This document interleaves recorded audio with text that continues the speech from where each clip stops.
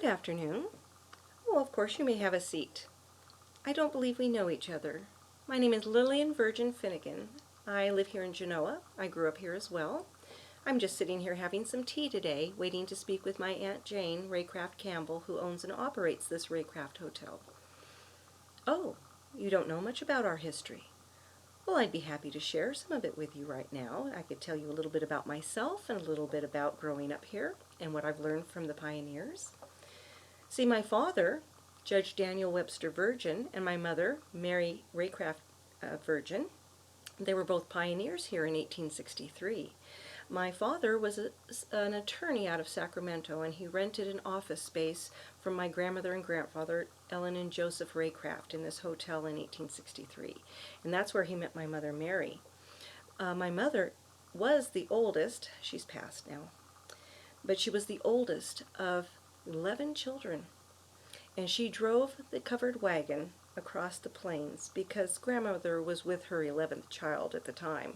And when grandmother Ellen arrived here and looked at the Sierras, she told Grandpa Joseph, "We're not going any further. You can go to California if you want, but I'm staying here." So they settled on a little farm right outside of Genoa here, and then they purchased this Raycraft Hotel. Now, my parents, after they met and fell in love, were married in 1869, and Father purchased this little darling brick house that's just on the next block over there at Carson and Main Street. It was the Lucky Bill Thorington house. Lucky Bill Thorington, now that's another story, let me tell you, probably for another day. But he purchased that house and raised his family there. They had 3 children, my brother Will, my older sister Ellen, and then myself, the youngest. I was born in 1877, and we lived very happily there. Father had a beautiful orchard. And as in any town, we have triumphs and tragedies. And my first sense of tragedy was in March of 1882. It was the 16th, and we had snow on the ground, and we'd had a rain the night before.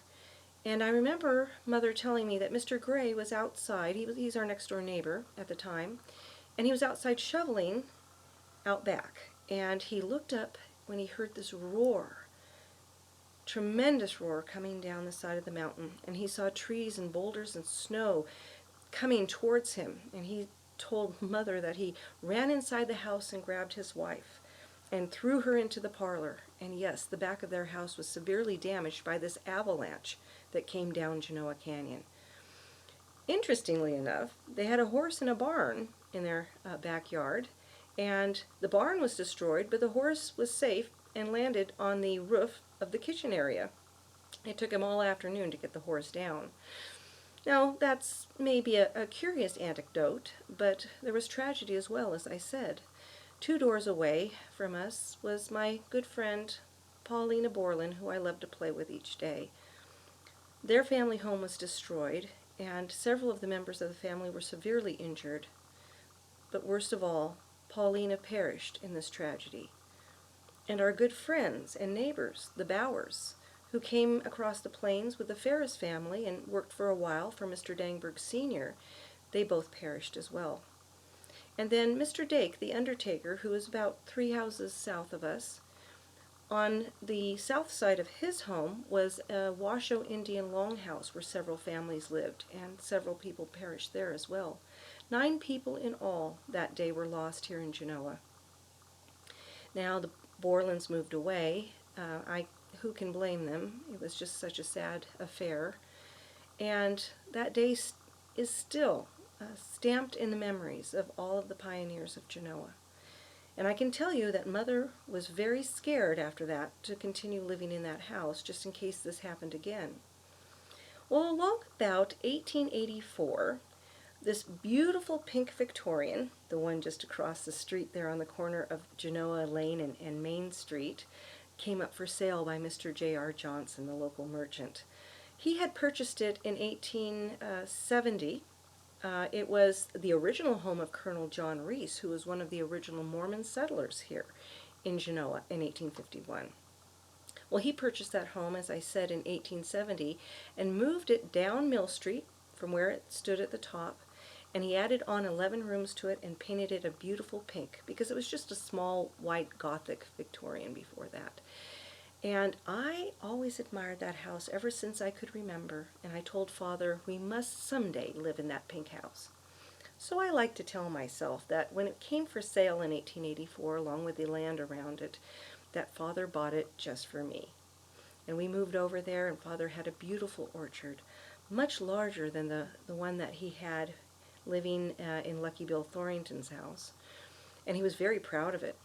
You see, Father was a school superintendent. He was a Mason and an Oddfellow at those lodges he belonged to, and he was an attorney and very well respected. And in 1864, he was the first judge to sit on the bench in our lovely courthouse there at the north end of town. But he loved being an orchardist, and he loved milking his cow every day, and he was a very down-to-earth man in his very active years. He still lives today, but he's a little bit retired, and he likes to have more of a simple life. I have to say that things have changed much since Mother passed away in 1918, and I like to stay close to home to take care of him.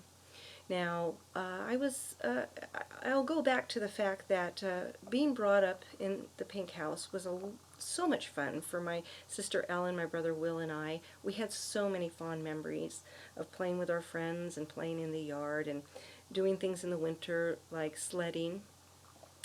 But Father was very serious about education. Education and the law were very important to us in our family, and Father encouraged us to do anything we wanted to. He said there were no limits for us. So Ellen and I chose the same vocation, school teacher, and we attended the Nevada State University and graduated from the normal school program. Ellen in 95 and myself in 97. Now Ellen was also an accomplished musician, and she also took shorthand, and she had many different interests. My interest, of course, was mainly in teaching because I loved children. And I taught as far away as Golconda and Goldfield, and as close by as Glenbrook and Clear Creek, and here in Genoa. Ellen taught here in Genoa as well in our little schoolhouse up 5th Street. I'm sorry to say that Ellen would have continued teaching had she lived, but unfortunately she perished in 1906 from an illness. Again, fond memories here in Genoa, but there's also tragic memories as well. Now, I would have continued teaching as much as I love children, but in 1907, I met my future husband, Lewis Finnegan, who was a mining businessman from Tonopah, and so it wasn't possible to continue teaching if I was to travel with him. We were married in the gardens there at the Pink House, where my parents lived, and then we traveled for our honeymoon from San Francisco all the way up the Pacific coast, and we took little cruises. One cruise I remember with great fondness. There was a dance and a band, and they passed out candy as an enticement for couples. And I always had that fond memory that I kept with me, and it gave me ideas for future fundraisers, as a matter of fact. But we did not want to impose upon my parents and visiting Genoa and live in the same house as them, so Lewis eventually built us a little cottage that you see outside in the backyard there of the Pink House in the back of the property, and that's where Lewis and I live when we're here in town. Lewis travels a lot. I stay here quite often because I'm involved in local community fundraisers, and I was involved in the suffrage movement and still am hopeful we will get the national vote this year. We women, we know that the town and community is behind us. So I'm involved in many things. I continue to tutor. I love quilting. And I have many friends here, so I'm quite often, I can be found at my cottage. I was thinking of some of the other historically significant things that have happened here in Carson Valley and around Genoa. We had the great tragic fire of 1910, and that destroyed a great portion of the north side of our town. You can still see the effects of the ravaged areas. Of course, our beautiful courthouse was rebuilt, and you must go visit that. Although it's not a courthouse any longer, just a couple of years ago, the county seat changed to Minden, so now it's going to become a school. And when Ellen and I taught up on 5th Street, it wasn't a very large building.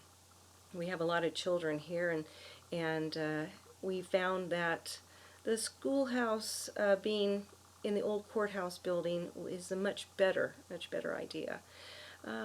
So we've had that, and then of course the recent war, the Great War in Europe.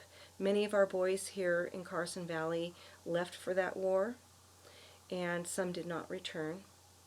And the great Spanish Influenza that began in late 1918, of course, caused us great concern, and we lost several people to that flu as well, because no community was untouched.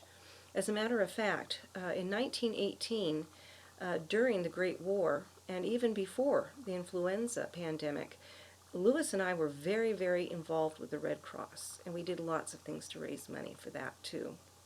I wish Lewis was here so you could meet him, but he's out of town with Father right now and Brother Will, attending to some of their business interests. And I'm sitting here feeling like I might be keeping you from taking a wonderful walk around our beautiful town and taking a drive around our lovely Carson Valley. But I hope that you can return here, especially in September, because we had a wonderful fundraising dance last year. They're fondly calling it the candy dance now, because we used that idea that we found on the cruise to pass out candy, but we raised money for streetlights, and we're hoping to have that dance again this year. So maybe you can return for that. So when you come back to Carson Valley in Genoa, please look me up. I'd be very happy to take a walk with you around town and tell you some more of the history, because there is a lot more history to share. So please enjoy your day, and please come back, and I hope to see you soon. Thank you so much for visiting us.